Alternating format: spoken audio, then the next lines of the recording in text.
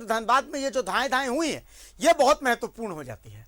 धनबाद के जोड़ा पोखर थाना क्षेत्र के इलाके में ये गोलीबारी हुई है, जहां पर बाइक सवार दो अपराधियों ने ताबड़तोड़ फायरिंग की। आप दो तस्वीरें देख सकते हैं। पहली तस्वीर में आप फाइल फोटो देख सकते हैं उस शख्स की जो इस गोलीबारी में जिसकी मौत हुई है, और घटना स्थल की तस्वीर है कि वहां पर से देखिए खोखा के इसका दर बरामद किया गया है। दूसरी तस्वीर आप देख रहे हैं अस्पताल की, कि अस्पताल में घायल अवस्था में जिनको जिनको गोली लगी उनको लाया गया था, जिसमें से बबलू सिंह एक ठेकेदार हैं, संवेदक हैं, जो कि पहले पत्रकार भी रह चुके हैं, उसके बाद अब ठेकेदारी में रेलवे की ठेकेदारी लिया करते थे, ठेका लिया करते थे।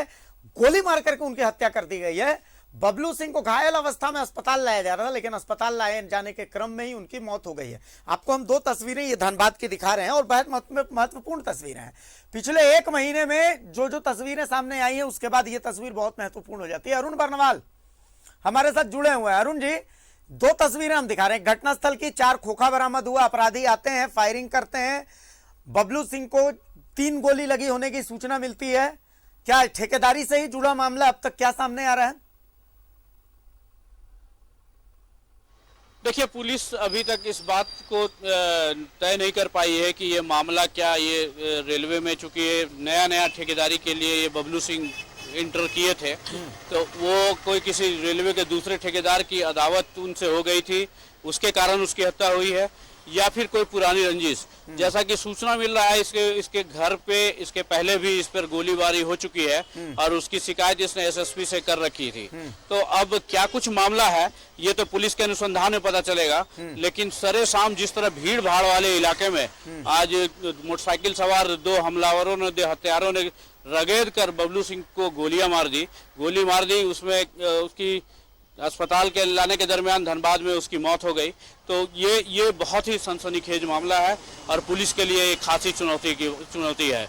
अब अभिषेक, देखने वाली बात होगी कि पुलिस अभी तक जो एक्टिविटी अपना दिखला रही है वो आसपास के जितने सीसीटीवी फुटेज हैं, चूंकि वो बहुत दूर तक भागने की कोशिश में किया था, ये अपनी जान बचाने की कोशिश की थी बबलू सिंह ने, लेकिन हत्यारों ने भी उतनी ही रगेद कर उसे गोली मारा है।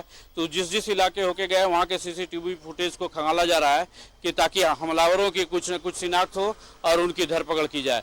वैसे पूरे जिले में जो जोड़ा पोखर से जामाडोवा साइड से जितनी भी सड़कें जो कनेक्टेड होती थी, जैसे चाहे वो बोकारो जिले के लिए चंदन क्यारी को निकल जाती थी, इधर पुटकी के निकल जाती थी, तो उन सभी इलाकों में चेकिंग और जांच अभियान किया जा रहा है पुलिस के द्वारा। लेकिन फिलहाल अब तक किसी तरह की कोई उपलब्धि तो नहीं हासिल हुई है, लेकिन ये तो तय है कि ये जो सनसनीखेज इस हमले में एक युवा जो ठेकेदारी कर रहा था, अभी रेलवे में शुरू किया था, उसकी जान चली गई। जी अरुण जी, आप हमारे साथ बने रहिए। देखिए, अंकित झा भी हमारे साथ झरिया से जुड़ चुके हैं। एक बार मैं अंकित का रुख करता हूं। अंकित, अब इस घटना को देखते हैं और पिछले 1 महीने में जो कुछ चला है इस इलाके में, उन तमाम चीजों को जब एक साथ देखते हैं तो क्या ऐसा लगता है कहीं ना कहीं पुलिस फेल नजर आ रही है? बिल्कुल अभिषेक जी, हम यहाँ फेल तो नहीं कर सकते हैं, क्योंकि जो भी घटनाएं हो रही है उस पर कहे तो जिला प्रशासन के द्वारा जो है कि कार्रवाई भी हो रही है और कई अपराधी जो है कि गिरफ्तार भी हो रहा है। इससे पहले भी जो घटना घटी थी उसमें भी गोलीबारी हुई, उसमें भी अपराधी की गिरफ्तारी हुई, जो कि धनबाद पुलिस कप्तान के द्वारा पीसी करके अपराधी का जो कि कहे तो पीसी के बाद जो है कि उसका क्लियर कर दिया गया था। लेकिन जिस तरह से घटनाएं घट रही है और जिस तरह से अपराधी का मनोबल बढ़ा हुआ है, इसमें कहीं न कहीं अंकुश लगाने की जरूरत है और इसमें प्रशासन फेल नजर देखा जा रहा है।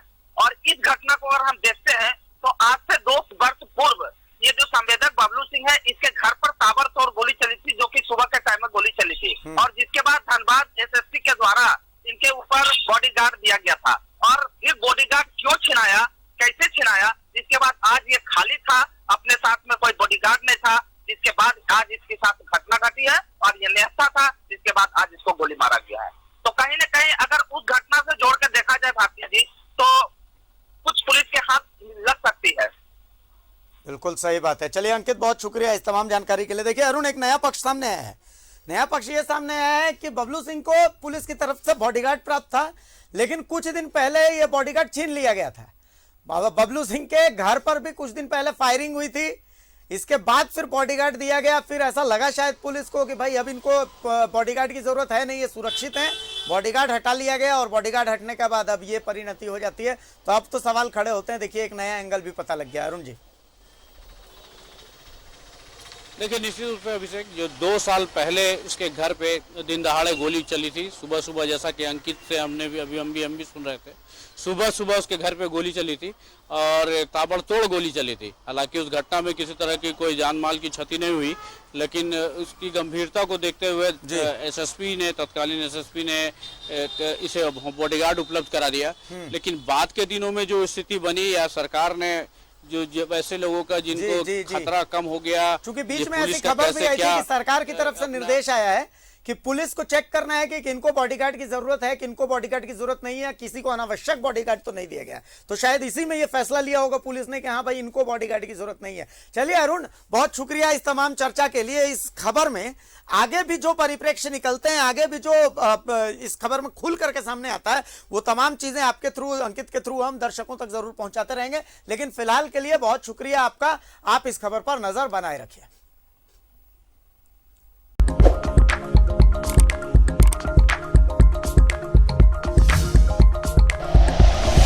Like and share videos, subscribe करें हमारा चैनल और प्रेस करें बेल आइकॉन। News 11 भारत, सच है तो दिखेगा।